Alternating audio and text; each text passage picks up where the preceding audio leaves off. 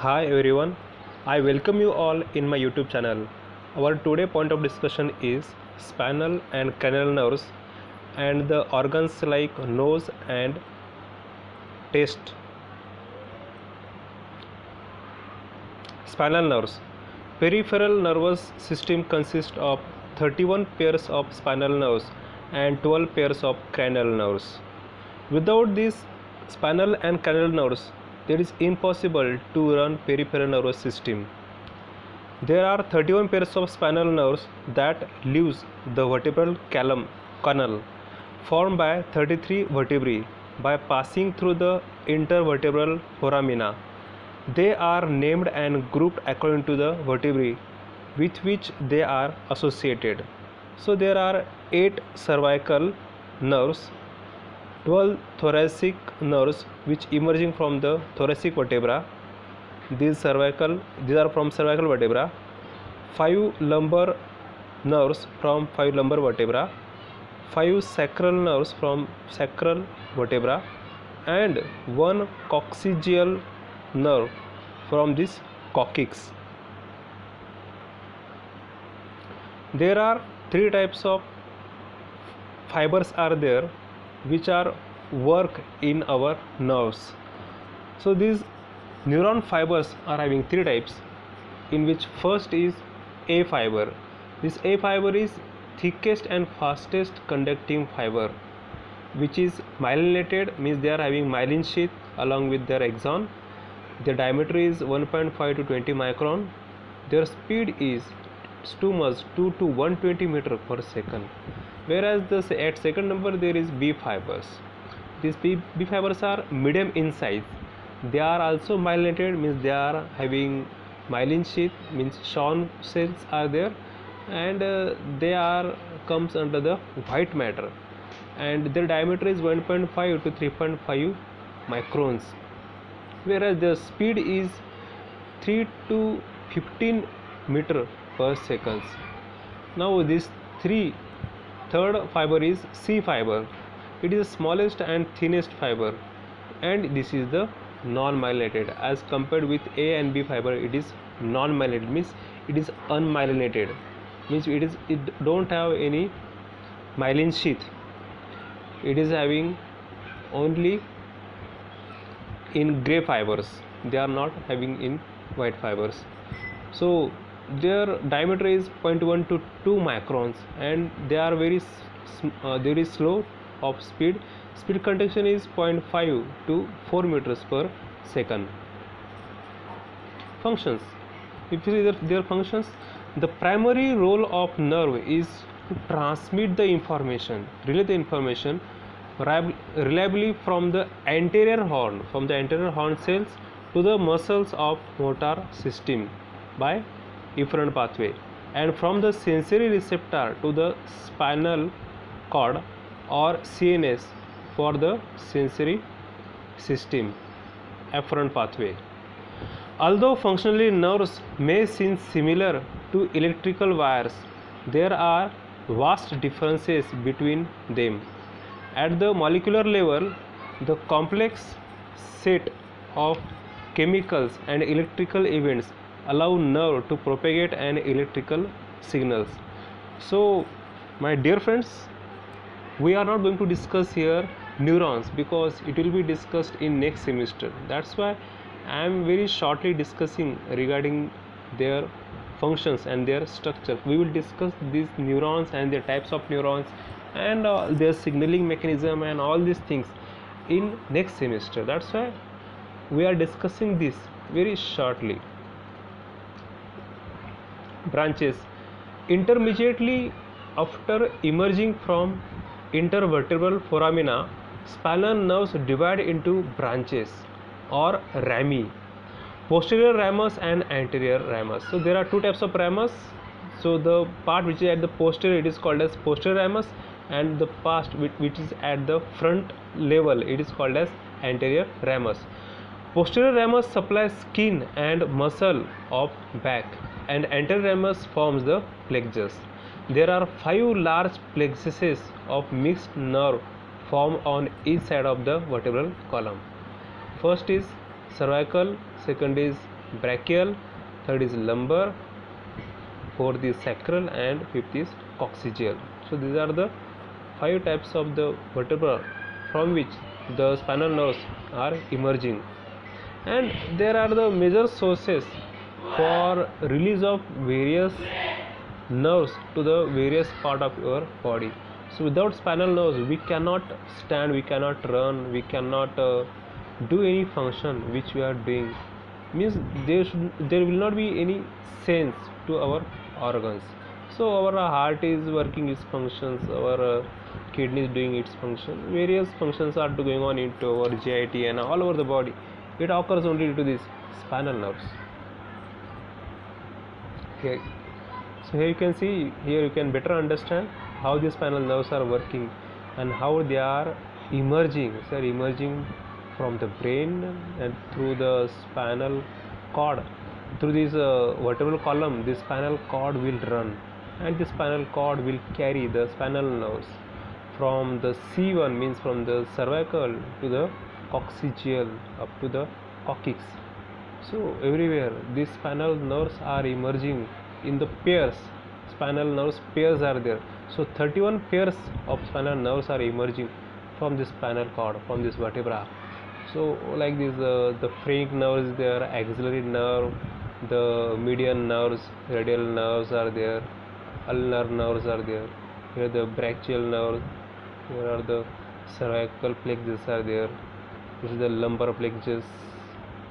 This is the femoral nerves, which provides the nerves to the femur.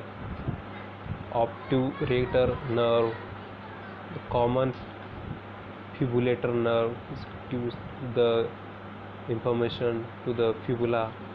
Sciatic nerve, which gives information to our genita, anus, and the nearby part. This tibial nerve gives information to the tibia. This sacral nerve, which gives information to the sacrum, emerging from the sacrum. They are releasing their information to the various parts of our body. Lumbar plexus. So in this fashion, through this vertebra, the various spinal nerves are emerging. So try to understand and keep in your mind. It can be asked in the examination. The definition of the peripheral nervous system generally include the peripheral nerves, their primary motor and sensory neuron, neuromuscular junctions, and muscles. In addition, cranial nerves, second and 12, usually are included in the peripheral nervous system, being essential the same as peripheral nerves, except that their primary motor neurons are located in the brainstem rather than the spinal cord. The primary motor neurons, the anterior horn cells, are located in the ventral gray matter of the spinal cord. The axons of these cells ultimately become the motor fibers in the peripheral nerves. Their projections first run through the white matter, means they will come to the white matter, and this white matter are myelinated. They are very fast in their speed of the anterior spinal cord before exciting ventrally as the motor roots. In contrast to the anterior horn cell, however, the primary sensory neuron, the dorsal root ganglion, is not found within the substance of the spinal cord itself but lies outside. Near the intervertebral foramen, the dorsal root ganglia are bipolar cells with two separate axon projections. Their central projections form the sensory nerve root. The sensory roots means they are coming from the sensory organs. The sensory root enter the spinal cord on the dorsal side, means they are entering the spinal cord through the dorsal side to enter ascend in the posterior columns or synapse with the sensory neurons in the dorsal horn. The peripheral projections of the dorsal root of ganglion ultimately become the sensory fibers in the peripheral nerves. These anatomic differences between the anterior horn and dorsal root ganglia results in the different patterns of motor and sensory nerve conduction abnormalities, depending on whether the lesion is in the peripheral nerve or proximal to the DRG at the root level. Now here you can see this is the sensory nerve root.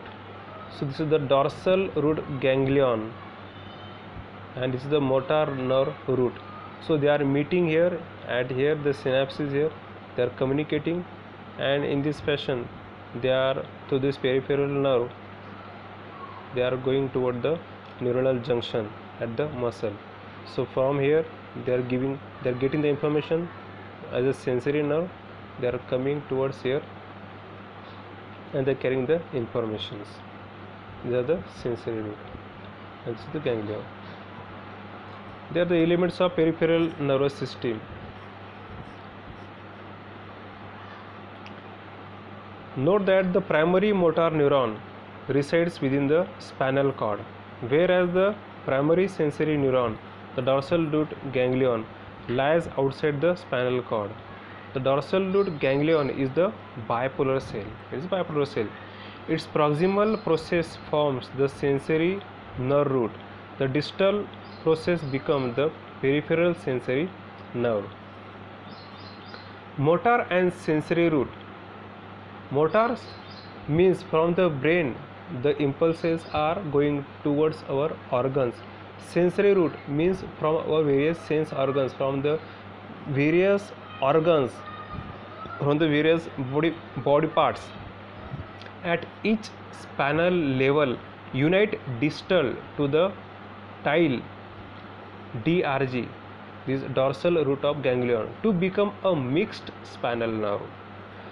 There are 31 pairs of spinal nerves, 8 cervical, 12 thoracic, 5 lumbar, 5 sacral and 1 coccygeal nerve. Each spinal nerve divides into a dorsal and ventral ramus, means dorsal and the ventral ramus, at the front side ventral and dorsal at the posterior side. Unlike the dorsal and ventral nerve root, the dorsal and the ventral rami both contain motor and sensory fibers. The dorsal ramus runs posteriorly to supply sensory intervention to the skin over the spine and the muscular intervention to the paraspinal muscle at that segment. Now here you can see this is the sensory root and this is the dorsal root of ganglion. This is the sensory nerve. This is the sensory receptor from which they are taking the information. It may be eye, it may be ear, it may be skin, any part. So from here they are collecting the information, and this is the dorsal root of ganglion. Here this is the anterior horn cell. This is the motor nerve, and this is the neuromuscular junction, means at the muscle the communication of this information or this neuron information or signals is going to be exchanged in the form of the neurotransmitters they will release here, especially acetylcholine. The elements of peripheral neuron system. The peripheral neurons system include the peripheral motor and the sensory nerves. Their primary neurons, the anterior horn cells and the dorsal root ganglia, the neuromuscular junctions and the muscles, means from all the parts. It may be from the muscle at the neuromuscular junctions and at the ganglia, they will run. The dorsal root ganglion, a bipolar cell located distal to the sensory root, is automatically different from the anterior horn cell. Consequently, lesions of the nerve cell results in the abnormalities of motor nerve conduction studies, but spares the sensory conduction studies, as the dorsal root ganglion and its peripheral nerve remains intact. Now here you will better understand how these spinal nerves are emerging from each thoracic vertebra, each lumbar vertebra, each cervical vertebra, coccygeal, sacral. In this fashion, there is a communication occurs. This is the intercostal nerve, ventral ramus, spinal nerves, after that sensory root. And here the communication occurs between the posterior horn and the ventral horn, dorsal horn and the ventral horn. So here the motor root means the signaling from the brain, it will come from here, from motor nerve, and they will give the information, they will give the order here to the motor root, motor nerve. Means suppose if you are touching to the fire through our finger, so it will immediately give information from this root, it will come here, it will reach to the brain, and brain will take the action immediately to the motor nerve, it will give the action, it will take the action, brain will take the action, and it will give the order to our body to release our finger from the fire. Immediately to the motor nerves, that information will come in the form of the signals, impulses, and immediately through motor nerve, it will give to the order to the our finger that we have to immediately release that finger from the fire, so that no any injury will occur. Means pain is nothing but the protective mechanism. Through the pain, we are having this sensory information which can be carried through these nerves towards our brain, and immediately brain will take action on that pain receptors. Now here again you can see, here the action potential occurs. These are the Schwann cells, these are required for the myelinations. The myelination of our neuron will occur. This myelin sheath is there, how it revolves over the axons. Now here action potential you can see, there is involvement of the sodium ions are responsible for the depolarization. Here at the voltage gated channels are there, they are opens at the -70 voltage, the entry of sodium ions will be there, the depolarization will occurs, it will reach here, and after that there is opening of voltage gated potassium channels are there, and the potassium are get entered into the cell. No, potassiums are going outside from the cell, because the potassiums are the intracellular elements. So when the potassium will go outside from the body, what will happen? The cell's positivity is going to be decreased, and due to which the action potential will go to the decline position, it will go to the resting membrane potential. And here this is the resting membrane potential, the action potential is going to be go to the again back its position at -70 millivolt. So in this fashion, the again there is repolarization occurs, this is called repolarization, and here the depolarization occurs. So the process of depolarization and the repolarization which continues into our muscle, into our neuronal fibers.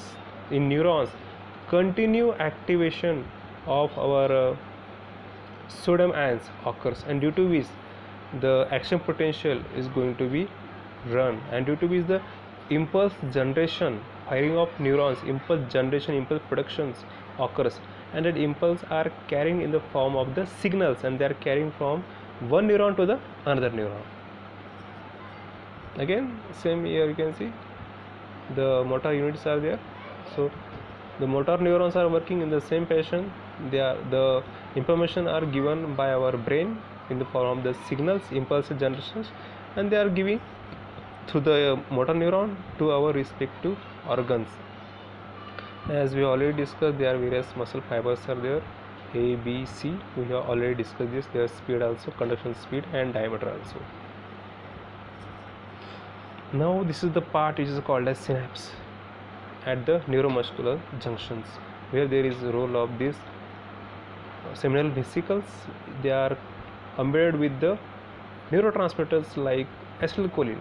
So acetylcholine will release at the synaptic cleft at the neuromuscular junctions. They are releasing, and here the receptors are available where they are accepting these neurotransmitters, and due to which the neuroinnervation occurs. The muscular junctions is the specialized junction between the terminal axon and muscle fibers. When the nerve action potential inactivates the presynaptic terminal, acetylcholine is released and diffused across the synaptic cleft, here synaptic cleft, to bind to the acetylcholine receptors. Receptors are there. So there are muscarinic receptor like M1, M2, M3, M4, M5, or the nicotinic receptors are there. So they will bind to respective receptors. This binding muscle in a muscle end plate potential, which once threshold is reached, causing generation of muscle fiber action potential. So in this fashion, the action potential is going to be generated, and they will transfer from one neuron to the another neuron. Now we will go for the next point. It is called cranial nerves. So what is cranial nerve? So we will discuss the cranial nerve very shortly. It is also very important point of our syllabus. Cranial nerves, as like the spinal nerves, the cranial nerves are there. So there are 12 cranial nerves are available. It is also in pairs. 12 cranial nerves are available in our brain. Cranial nerves are nerves that emerge directly from the brain, including brainstem. In contrast to the spinal nerve, which emerges from the segments of spinal cord, 10 to 12 of cranial nerves originates in the brainstem. Cranial nerves relay information between the brain and the part of the body, primarily to and from regions of the head and neck. The terminal nerves, olfactory nerve, this olfactory nerve for smell, and the optic nerve for vision, they are emerged from the cerebrum or forebrain. Means only these two nerves are emerged from the cerebrum or forebrain, and the remaining 10 pairs arise from the brainstem, which is the major part of our brain, which is the lower part of our brain. This what brainstem includes? Brainstem includes the medulla oblongata, bones, and midbrain. So this is the major part of our brain. Now here you can see there are various types of cranial nerves are there that you should know, and try to recall all the names along with their numbers. Now for example, this olfactory, this is the first number of cranial nerve, olfactory. Second is optic nerve, this is for our eyes, optic nerve. Third is oculomotor. Fourth is trochlear, this is for ear, trochlear. Fifth is trigeminal. Try to recall what is fifth. It is trigeminal. Sixth is abducens, this is the sixth cranial nerve. Seventh is facial. Try to recall, seventh cranial nerve is facial. And eighth cranial nerve is vestibulocochlear, this is the eighth cranial nerve. And ninth is glossopharyngeal, this is the ninth cranial nerve. And 10th is vagus nerve. These vagus nerves are having great role into our circulation, respiration, and to the cardiac activities. And the 11th is accessory nerves. And last one and not the least, it is hypoglossal. It is the 12th cranial nerve. So in this fashion there are 12 cranial nerves are available. Out of them, if you will see, these two, olfactory and this optic, they are emerging from the cerebrum, and remaining all are emerging from our brainstem. It is a major part of our brain. They are nothing but the roots of our brainstem. That's why I try to recall their numbers. So 1, 2, 3, 4, 5, 6, 7, 8, 9, 10, 11 and 12. In this fashion again we have recalled their numbers. You should also do practice at your home when you are free to recall their numbers and as well as their functions and their location where they are located. So this is the location, yes, we can see here where they are locating. Functions. Now function is also very important. As first is responsible for smell, second is responsible for vision. Now which one is smell, which one is first? It is olfactory. Which one is second? It is optic, it is for vision. Now for eye movement, there is involvement of 3 types of cranial nerves. It is number 3, number 4 and number 6. Now trigeminal nerve, it is required for the sensation of skin of the face. Facial expression, there is requirement of 7th number, which is facial nerve. Hearing and balance, there is requirement of 8th cranial nerve, it is vestibulocochlear nerve, 8th cranial nerve. Oral sensation, taste and salivation, there is requirement of 9th cranial nerve, it is glossopharyngeal. And the vagus nerve, it is 10th cranial nerve.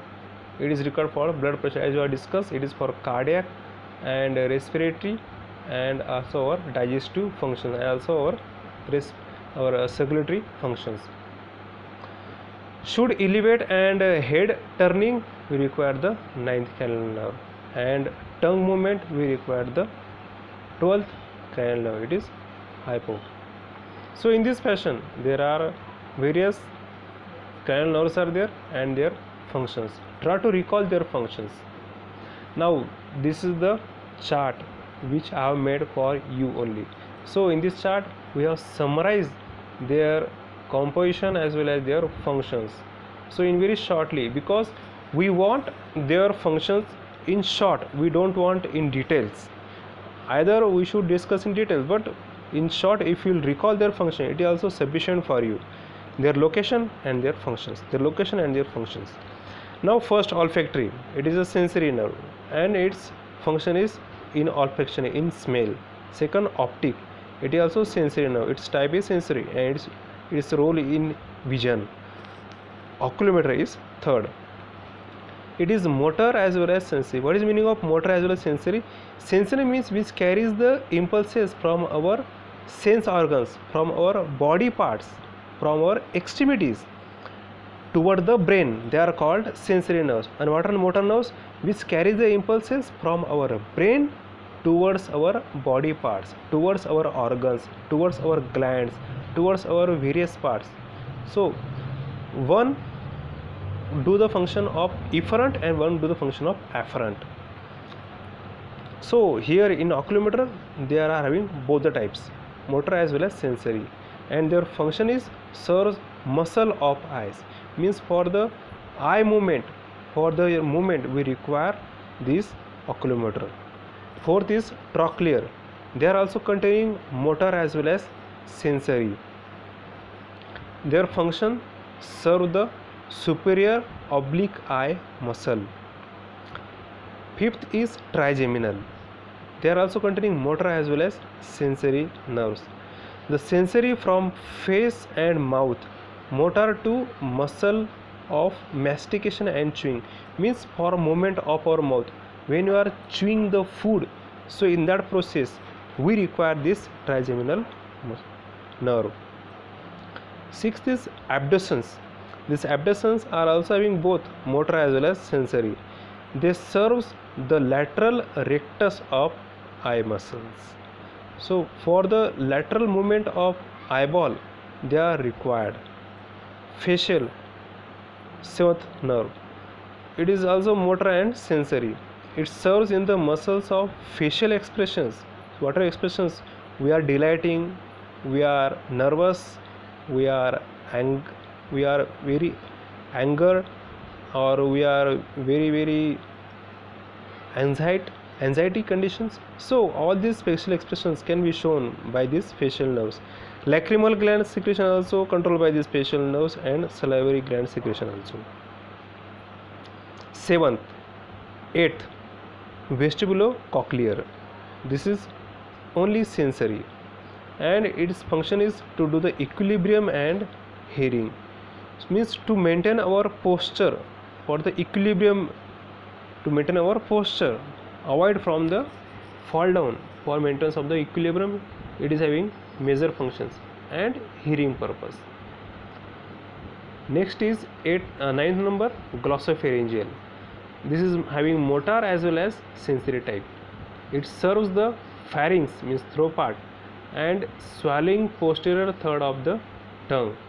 Parotid salivary gland also covered by this cranial nerve. And 10th and is very important cranial nerve of our body. It is vagus nerve. It is a major nerve of our body. It is having both the sensory as well as motor functions and sensation from visceral internal organs and parasympathetic motor regulation of the visceral organs. Means it is having role into our ANS also, and also it is having role into the various organs like cardiac or our respiratory system and digestive system. Next is 11th number, accessory. It is also having both motor as well as sensory nerve. Serves muscles that move head, neck and shoulders. And the last and not the least, it is 12th number, hypoglossal. This hypoglossal is also having motor as well as sensory nerve. The serves muscles of the tongue. Means for movement of our tongue, these hypoglossal nerves are required. Now we will go for the sense organs. In that, first sense organs is taste. So for the taste we require the organ tongue. So tongue is required for our gestation purpose. So there are more than 10,000 receptors are available here. The receptors are available on our taste buds. It occurs in the taste buds. Most are found in the surface of tongue, located within the tongue papillae. There are two types of papillae within the taste buds. It is fungiform papillae and it is the circumvallate papillae.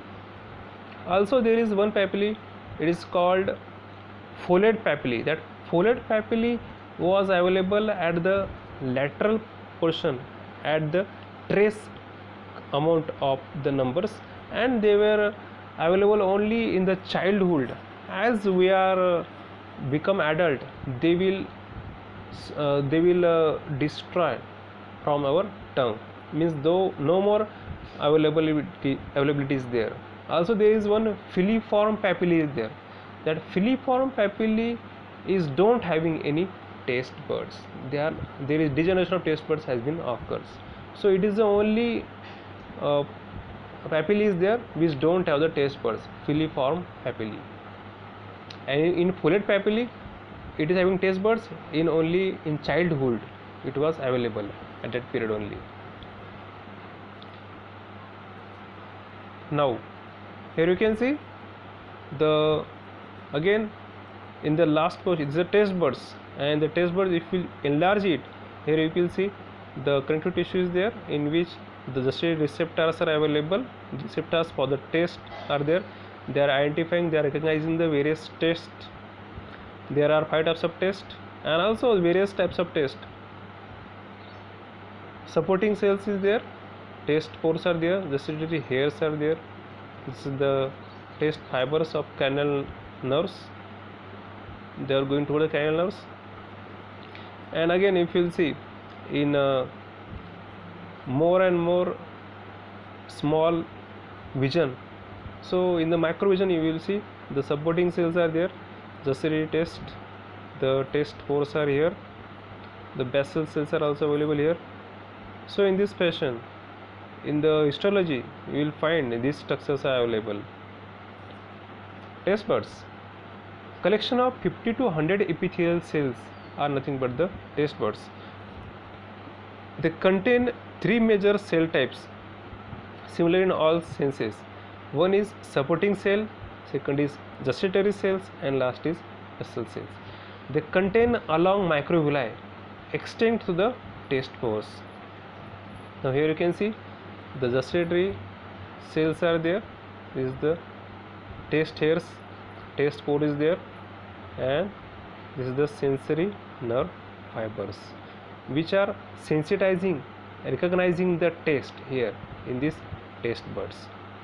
These n number of taste buds are available on our tongue, on the surface of our tongue. More than 10,000 taste buds are available, and they are recognizing the various types of taste. The taste sensation and the gustatory pathway. 4 basic qualities of taste. like sweet, sour, salty and bitter. These are the very common tests which we are identifying from last so many years. But a new fifth test has been identified in last decade only. It is called umami test. This umami test has been identified by the glutamate receptors. The glutamate receptors are responsible for identification of this umami taste. It is the taste of flesh. It is a meaty taste, and that taste are required to identify. After a taste, we can identify which food is delicious, which food is rotten, which food is not that much good, which food is very pungent. That also various tests that you can identify.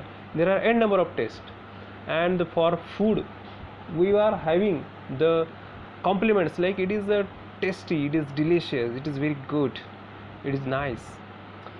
There are no structural differences among the taste buds. Microvilli through pore bath in saliva. Saliva plays a major role for taste identification, for taste buds, for receptors for the taste. The dissolved molecule bind and induce receptor cells to generate the impulses in the sensory nerve fibers. Now, gustatory pathway for taste buds. Now here if you see the gustatory pathway, the taste information reaches the cerebral cortex. The primary through the facial, it is the seventh, and the glossopharyngeal. Now if you see the facial nerve, so it carries almost two-thirds of the taste buds from the anterior part of our tongue. This is due to the facial nerve. And if you see the glossopharyngeal, carries the taste buds, they carries the impulses from the taste buds from the 1/3 part of the posterior part of our tongue.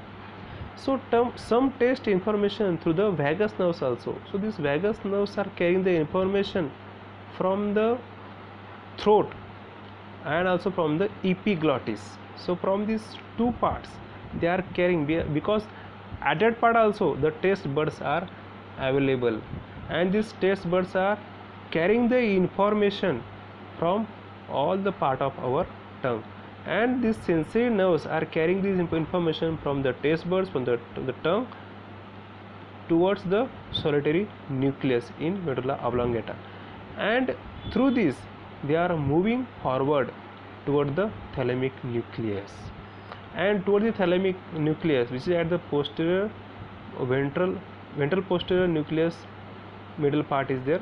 So here they are working on our sensory receptors or the sensory information what you are getting, and due to they are working on that, they are recognizing, they are identifying the taste, and they are giving that information towards our brain. So in this fashion the gustatory pathway of our taste has been occurred. So in this fashion we have discussed the gustatory pathway. Now there are some terms that we should know here. Now there are the various tastetants are available here. So these are the chemicals which are stimulating the taste receptors on the tongue. So they are called as tastetants.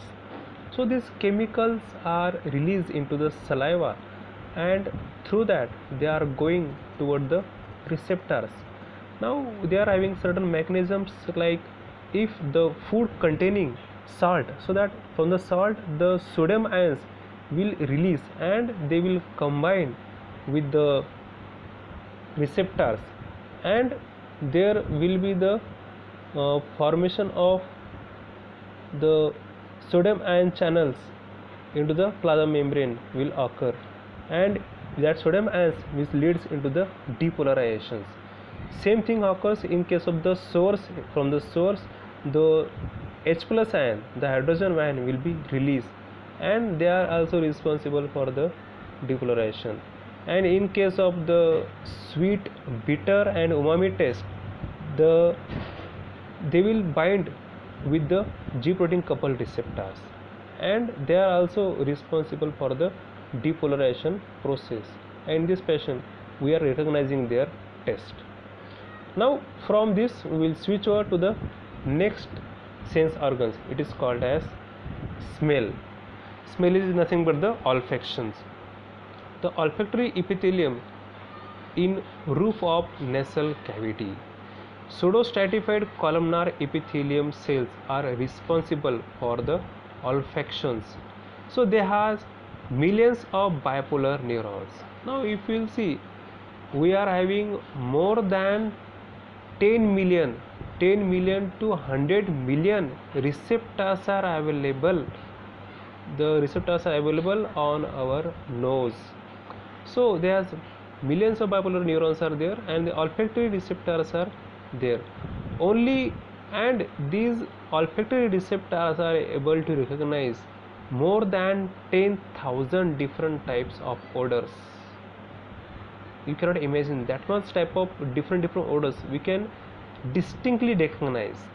Only neurons undergoing replacement throughout the adult life. Olfactory cilia bind odor molecules. The mucus captures and dissolves odor molecules.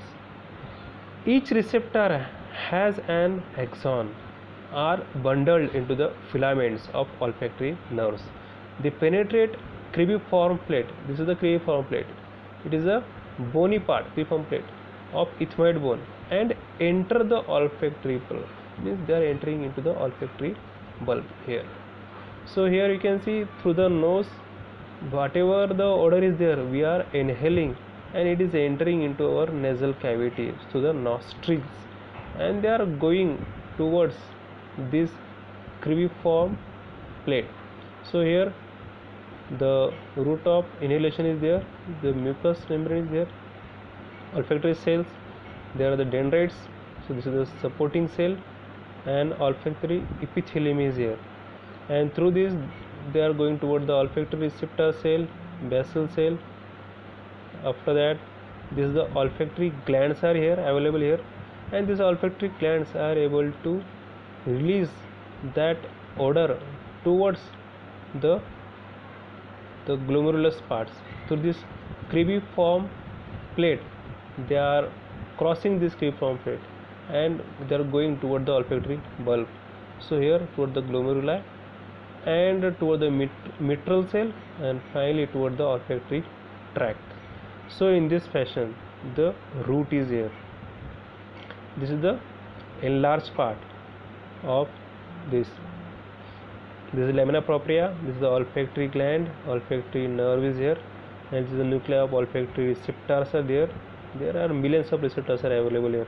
For each distinct odor we are having typical receptors are available. This is the nuclei of supporting cells, surface of olfactory cilia is here. So in this fashion, this is the diagram of smell or olfactions, how the journey occurs of the smell. Olfactory bulb is the forebrain. In bulb, nerves, axon, branch and synapse with the mitral cells. Neurons in clusters of glomeruli. Mitral cells send signals via olfactory tract. So this is the olfactory tract is here, and this is the olfactory bulb.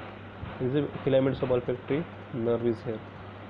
So as we have discussed, its journey of the odor through the odorant, it go toward the olfactory tract. Olfactory epithelium with olfactory receptors, supporting cells and basal cells. Olfactory receptors are modified neurons. Surfaces are coated with secretions from olfactory glands. Olfactory receptions involves detecting dissolving chemicals as they interact with the odorant binding proteins. So what are odorants? Odorants are nothing but the chemicals. These chemicals are converting into the electrical signals. So they are connecting with the hairs, the receptors for the our smell, and they are contacting with the proteins of our hairs receptors, and they are having the actions, they are increasing the adrenal cyclase, and due to which there is formation of cyclic AMP. The cyclic AMP is going to be formed, and due to which the final reaction is the activation occurs, the depolarization occurs. So in this fashion these odorants are working. There are more than 1000 types of smell receptors are there. I have recently discussed there are more than 10 million receptors are there, and we are able to recognize more than 10,000 types of different odors that we can recognize here.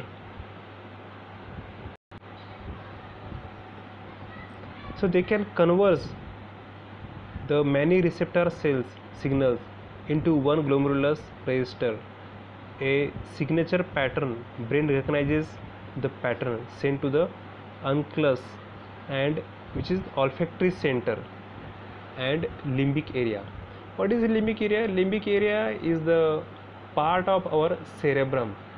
So in this limbic area there is the memory of the various types of these odors, and they are recognizing. So this area which governs for the memory as well as various types of odors which has been stored into the memory, and emotions and anxiety also going to be governed in this limbic system, limbic area. Anosmia, it is nothing but the absence of smell. When we are losing the smell, the typical term is called as anosmia. So this anosmia may occur due to the trauma, means due to the accidents, or due to the head injury, cold, or allergies producing excessive mucus. Also in case of the COVID-19, it is very common.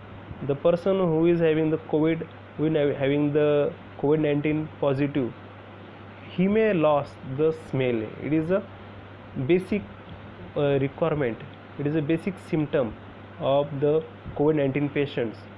Either he may have the sneezing problem, he may have common cold, he also having this anosmia, means loss of sense of smell. Also polyp causing blockage, and 1/3 are from the zinc deficiency. So these are the various causes due to which anosmia will occur.